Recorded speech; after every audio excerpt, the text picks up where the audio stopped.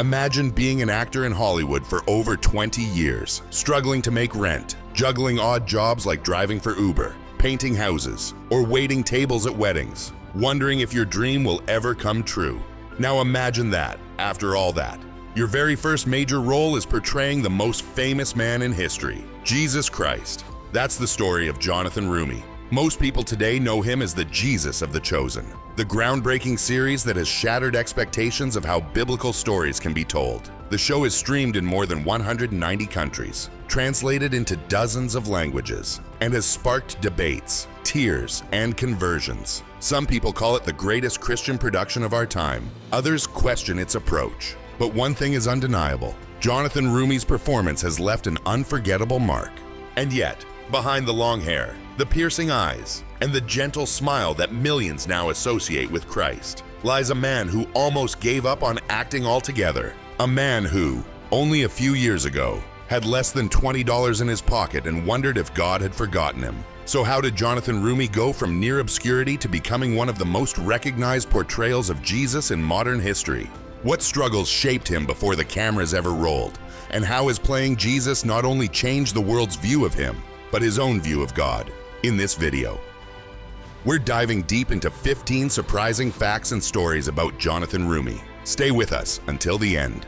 You'll see Jonathan Roumie in a way you've never seen him before, and maybe even find new inspiration for your own journey of faith and resilience. Jonathan Roumie didn't grow up dreaming of being Jesus. In fact, he didn't even grow up dreaming of being an actor. Born in New York City in 1974, to an Egyptian father and an Irish mother, Roumie was shaped by two worlds, East and West, Orthodox and Catholic. That mix of traditions meant faith was always part of his life, though it wasn't always dramatic. He went through catechism, communion, and by adulthood had settled firmly in the Catholic Church. But while church was consistent, Jonathan himself was quiet, shy, and far more drawn to art than performance. He sketched endlessly as a child and won school awards for his drawings. His dream? To one day become a voice actor in animation. Shows like The Simpsons fascinated him, so he enrolled at the School of Visual Arts in New York, earning a degree in fine arts, thinking his future was in design and production. And for a while, it seemed like it was. He worked at MTV on quirky animated projects, mimicking dozens of celebrity voices. His natural musical ear gave him an edge, and soon he could switch characters effortlessly. Still, most of his career unfolded behind the camera. For over a decade, Jonathan worked as a location scout in Hollywood, tracking down rooftops, alleys, and tunnels for blockbuster films. He even helped on I Am Legend with Will Smith and Sam Raimi's Spider-Man series. It was steady work, but it wasn't feeding his heart. But here's the twist. Those years weren't wasted. They prepared him. Being around film crews, watching actors, learning the rhythm of sets without realizing it, Jonathan was slowly gathering everything he'd one day need when the spotlight finally found him. And that spotlight didn't come easily. The road ahead would test him more than any behind-the-scenes job ever could. He would face crushing disappointments, financial collapse, and moments so desperate he nearly gave up on his dream entirely. Yet it was precisely in that lowest point, when he had almost nothing left, that his life would take a radical, unexpected turn.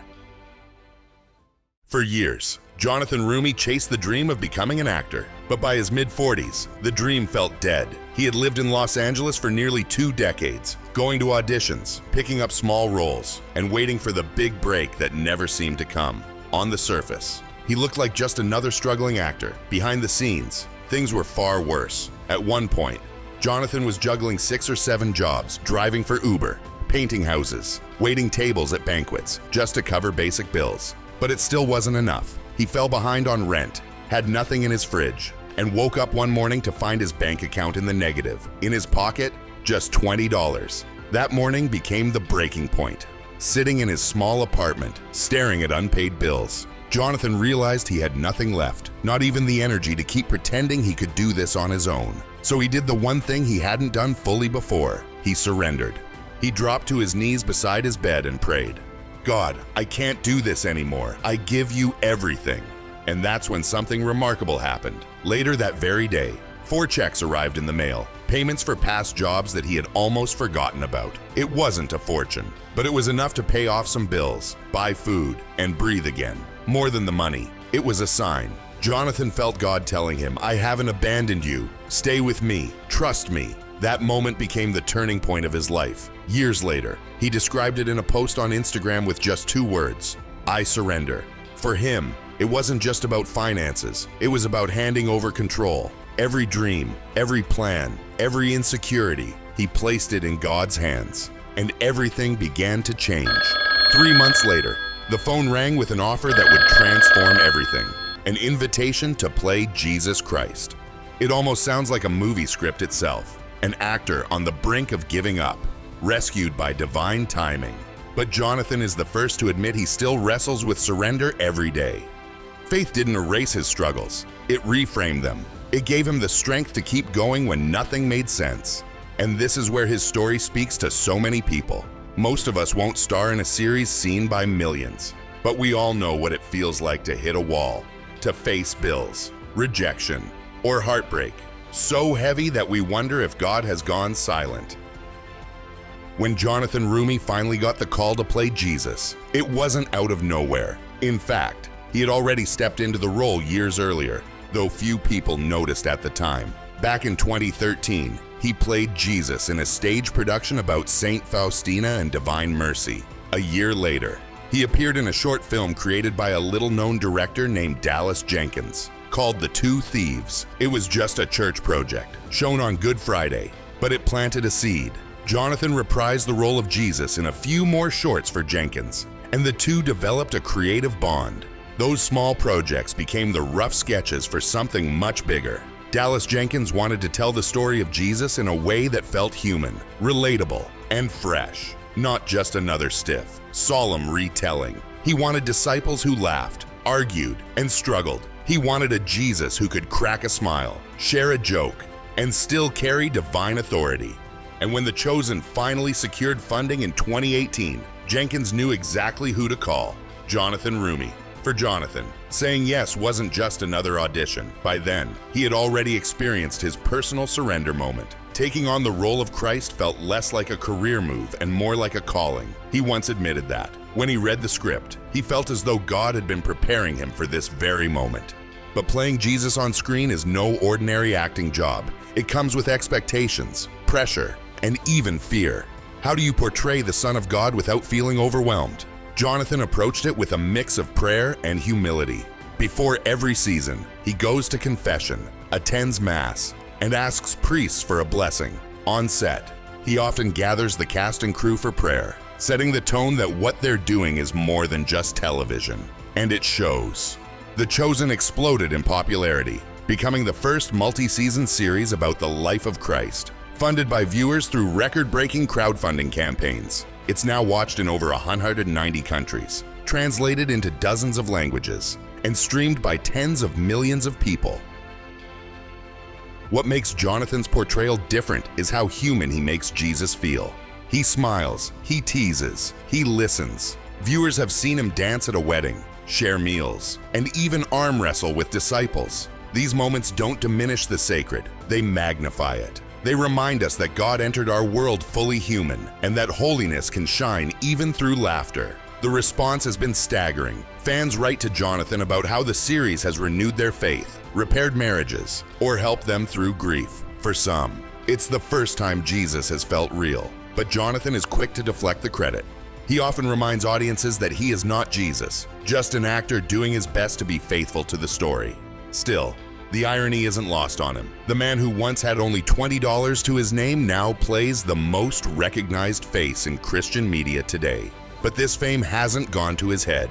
Instead, it has deepened his awareness of responsibility. As he once said, interpreting Christ means trying to love more every single day. And that responsibility has shaped not only his career, but his entire identity. Jonathan Roumie is no longer just another actor. For millions, he has become the face that helps them imagine the face of God. But Jonathan's story doesn't stop with acting. Behind the cameras, he has a world of passions, talents, and even unexpected hobbies that reveal just how multidimensional he really is. When most people think of Jonathan Roumie today, they picture the flowing robes, sandals, and calm authority of Jesus. But away from the set, Roumie is a man of many talents, some of them surprisingly unexpected. Take music. For example, long before Hollywood ever noticed him, Jonathan was behind a drum kit. By age 11, he was experimenting with rhythms, tapping out beats on anything he could find. Soon, he was performing in local bands, and eventually even launched his own projects. For years, he played gigs across New York, Las Vegas, and even in Ireland, where he released original music alongside singer Donna McCall, a finalist in the Eurovision contest. He didn't just sing, he produced, wrote, and arranged. For him, music wasn't just a hobby, it was a way of processing life. But just as his acting career took off, his band days came to a natural end. In 2017, he decided to set music aside to pursue what he felt was his larger calling. Still, that passion remains alive. Roumie is even a registered member of the American Society of Composers, Authors, and Publishers, a badge of credibility in the music industry. It's a reminder that he's more than a one-role actor. And then there's his work as a voice actor. Ironically, the dream he had as a kid. Over the years, he's lent his voice to animated series, commercials, and video games. One standout was Lost Planet 3, where he delivered fluent French dialogue. More recently, he voiced characters in Night at the Museum, Munra Rises Again, and the game Saints Row. In some ways, the boy who once wanted to be a cartoon voice got exactly what he asked for.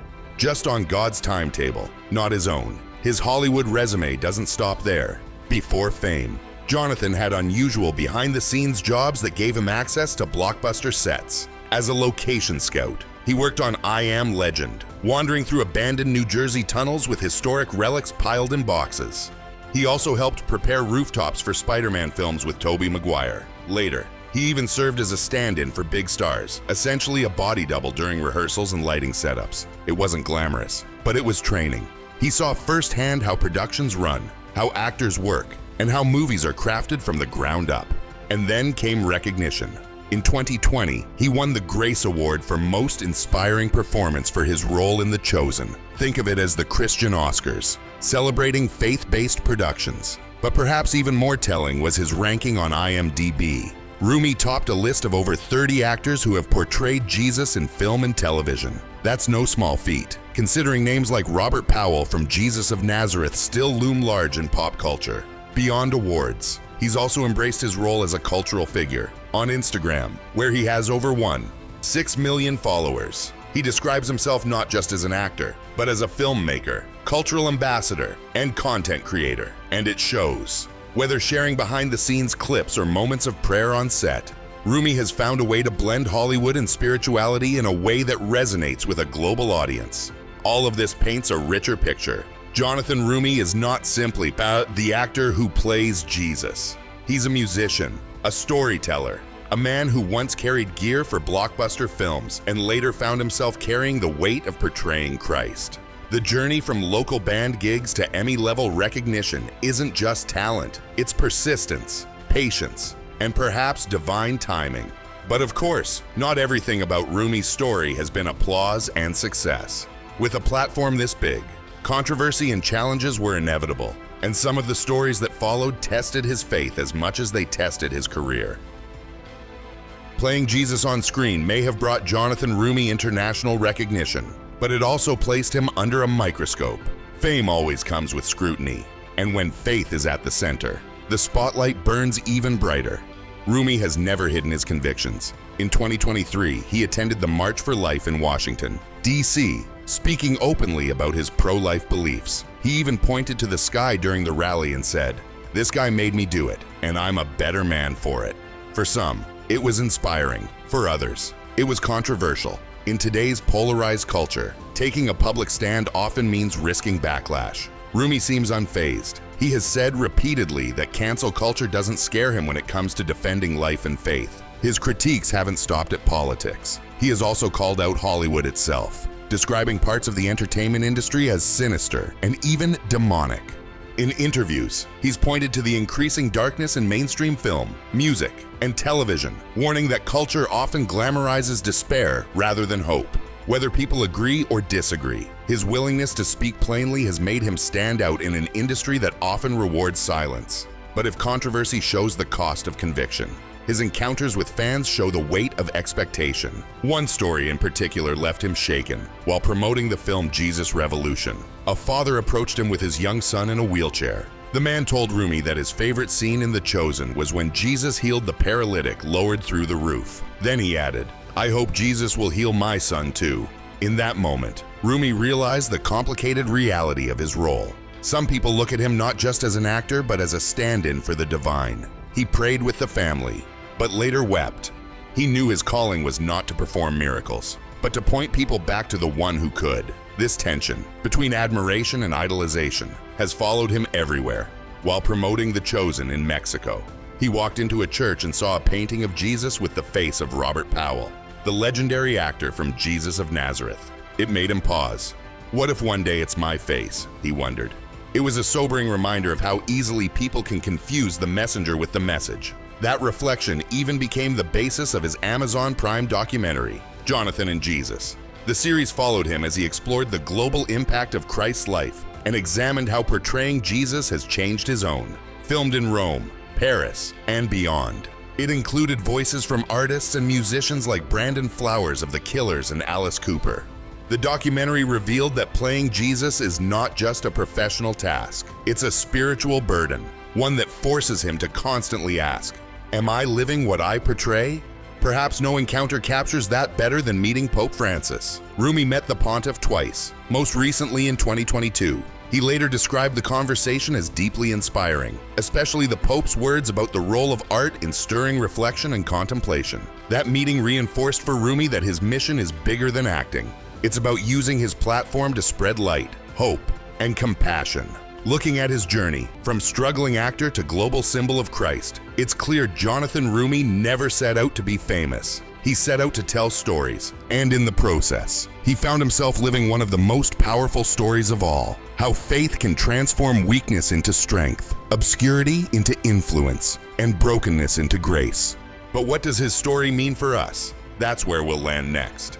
As we draw the threads together in the conclusion, Jonathan's journey is a reminder that purpose rarely arrives on our timetable. It's forged in setbacks, silence, and seasons of waiting. For him, those years of odd jobs, voice work, and even scouting locations for other people's movies weren't wasted. They were preparation, pieces of a puzzle that would eventually reveal the role of a lifetime. But here's the bigger question: what do we do with his story? It's not just about admiring an actor's resilience. It's about seeing how faith and surrender can transform any life, ours included. Most of us will never star in a hit series, but we all face moments when our dreams seem impossible, when doors close, when we're tempted to give up. In those moments, Jonathan's testimony points us back to something simple but profound. Sometimes the greatest strength comes in letting go, in admitting we can't control everything, in trusting that God is still writing the script, even when we feel stuck in the wrong scene. So the next time you watch The Chosen and see Jonathan Roumie smiling, teaching, or healing on screen, remember, behind that performance is a man who once wondered if God had forgotten him and discovered instead that God was preparing him. And maybe, just maybe, his story can encourage you to trust your own. What about you? Have you ever had a moment when surrender changed everything? Let us know in the comments. We'd love to hear your story.